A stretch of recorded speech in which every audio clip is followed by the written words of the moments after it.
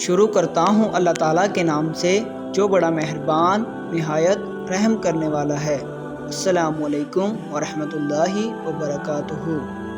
سیدنا عروہ رضی اللہ تعالیٰ عنہ سے مروی ہے، وہ کہتے ہیں ہم نبی کریم صلی اللہ علیہ وسلم کا انتظار کر رہے تھے۔ جب آپ صلی اللہ علیہ وسلم تشریف لائے تو آپ صلی اللہ علیہ وسلم نے بالوں میں کنگھی کی ہوئی تھی اور وضو یا غسل کی وجہ سے سر سے پانی کے قطرے ٹپک رہے تھے۔ آپ صلی اللہ علیہ وسلم نے نماز پڑھائی۔ جب نماز سے فارغ ہوئے تو لوگ آپ صلی اللہ علیہ وسلم سے سوال کرنے لگے کہ اے اللہ کے رسول، کیا اس طرح کرنے میں ہم پر کوئی حرج ہے؟ آپ صلی اللہ علیہ وسلم نے فرمایا، بے شک اللہ تعالیٰ کا دین آسانی والا ہے۔ آپ صلی اللہ علیہ وسلم نے 3 دفعہ یہ جملہ ارشاد فرمایا۔